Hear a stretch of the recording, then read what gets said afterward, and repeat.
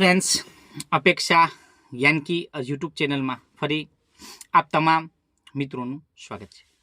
મિત્રો, ખાસ સીઈટી નું જે રજિસ્ટ્રેશન શરૂ થયું છે ત્યારથી જ મિત્રો અમુક વાલી કન્ફ્યુઝ છે. તો એના અમુક પ્રશ્નો છે. આલટીમાં જે અભ્યાસ કરે છે ખાનગી શાળામાં છે, તો તમામ પ્રશ્નોનો મિત્રો આજે નિરાકરણ આપણે 4-5 પ્રશ્નો છે એ આપણે જોઈ લઈએ. પહેલી બાબત, જો તમારું બાળક ખાનગી શાળામાં અભ્યાસ કરે છે, મિત્રો બોલું છું પ્રાઇવેટ સ્કૂલમાં અભ્યાસ કરે છે, એમાં પાછો આરટીઆઈમાં છે, તો હવે તમારે વાલી એમ કે છે કે અમને શિષ્યવૃત્તિ મળે કે ન મળે, અમને કઈ સ્કીમનો લાભ મળે, તો આ બાબત સ્પષ્ટતાથી આજે વિડીયોમાં આપણે શેર કરીએ છીએ. જે બાળક ખાનગી શાળામાં આરટીઆઈ હેઠળ અભ્યાસ કરે છે તો એને પણ ફક્ત રક્ષા શક્તિનો જ લાભ મળશે. એટલે સ્પષ્ટ થઈ જાય, રક્ષા શક્તિ સ્કૂલ છે એ જ મળશે, નહીં કે શિષ્યવૃત્તિ. એટલે એવા કોઈ પ્રશ્ન, એવા કોઈ મેસેજ મને ન કરે આ બાબતે, કેમ કે જે બાબતો છે આપણે ગ્રુપમાં શેર કરી દીધી છે માહિતી. તો પહેલી બાબત વાત ખ્યાલ આવી ગયો કે ભાઈ રક્ષા શક્તિમાં જ લાભ મળવાનો છે. બીજું, ખાનગી શાળામાં છે આરટીઆઈમાં નથી, અને સમજો કે ભાઈ અભ્યાસ કરે છે એને રક્ષા શક્તિમાં મળશે. ત્રીજી બાબત એ છે, જો તમે પહેલું ધોરણ સરકારીમાં ભણ્યા, બીજું સરકારીમાં, ત્રીજામાં તમે પ્રાઇવેટ સ્કૂલમાં ખાનગી શાળામાં અભ્યાસ કરવા માટે ગયા, વળી ચોથું અને પાંચમું તમે સરકારીમાં આવ્યા, તો આવા કિસ્સામાં જે બાળક છે 1 થી 5 સળંગ નથી. મિત્રો પેલું બીજું ભણ્યો છે, યાદ રાખજો, હું સમજાવું તમને. અથવા બીજું ધોરણ પ્રાઇવેટમાં ગયું હોય, પેલું પ્રાઇવેટમાં ગયું હોય, તો 1 થી 5 સળંગ શબ્દ બોલ્યો છે, 1 થી 5 સળંગ ન હોય બાળક, ત્યારે એ બાળક સરકારીમાં નહીં ગણાય સ્કીમમાં, એ થઈ જશે પ્રાઇવેટ ખાનગી શાળાની અંદર જશે, તો એને ફક્ત ને ફક્ત 25% જે રક્ષા શક્તિ છે એ જ મળવા પાત્રની રહેશે. મિત્રો ફરી બોલું છું, 25% રક્ષા શક્તિનો જ તમને લાભ મળશે.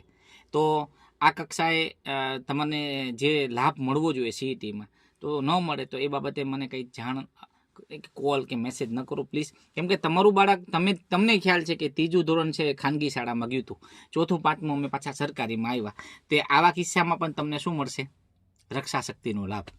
શિષ્યવૃત્તિનો લાભ ન મળે મિત્રો, કેમ કે તમે ખાનગી કોટામાં હવે તમારું નામ ગણાશે ખાનગી શાળાના અંતર્ગત. બીજી બાબત મિત્રો,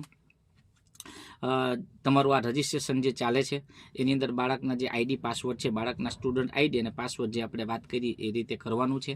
તો એ અંતર્ગત જન્મનું પ્રમાણપત્ર બાળકનું અપલોડ કરવાનું છે. પછી જાતિના જે બાળકને કેટેગરીનો લાભ લેવો છે, જાતિનું પ્રમાણપત્ર, તો એ બાળકોએ જાતિનો દાખલો 2 દિવસમાં કઢાવી લેવાનો. ઉતાવળ ન કરો, આજે જ જઈ અને જાતિનો દાખલો કઢાવી લ્યો, 1 થી 2 દિવસમાં કઢાવીને પછી તમે અપલોડ કરી દો.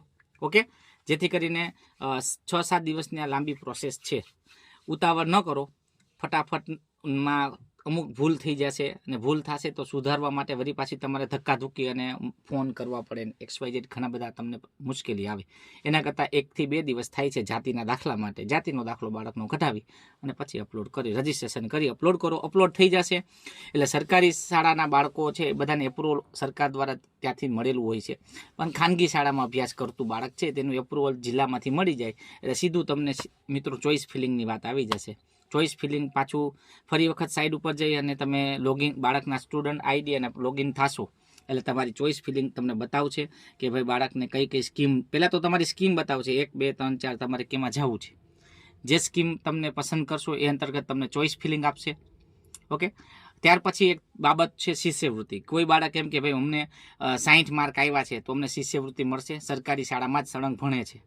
તો મિત્રો સરકારી શાળામાં સળંગ ભણે છે ભલે, પણ તમારે મિત્રો ખાસ બોલું છું, તમારે શિષ્યવૃત્તિ માટે છે તો એનો ક્રાઇટેરિયા હોય.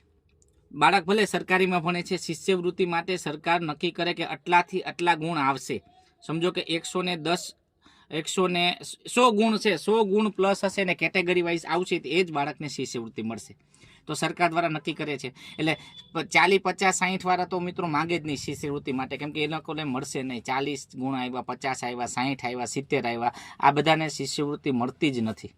સરકાર NMMS છે તો બધાય પાસ થાય છે, પણ મેરિટમાં જે આવે એને શિષ્યવૃત્તિ મળે. એમ તમે સરકાર દ્વારા નક્કી કરેલો જે ગુણ હશે, અહીંયાથી એટલા, આ 100 ને સમજો કે ભાઈ 2 પછી જે બાળકો પાસ થાય એને શિષ્યવૃત્તિ આપી.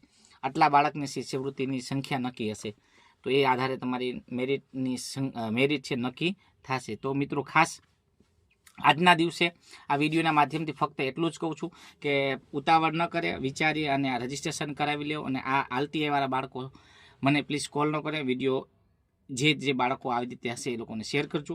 ફરી પાછી આવી જ માહિતી મળશું. જય હિન્દ, જય ભારત.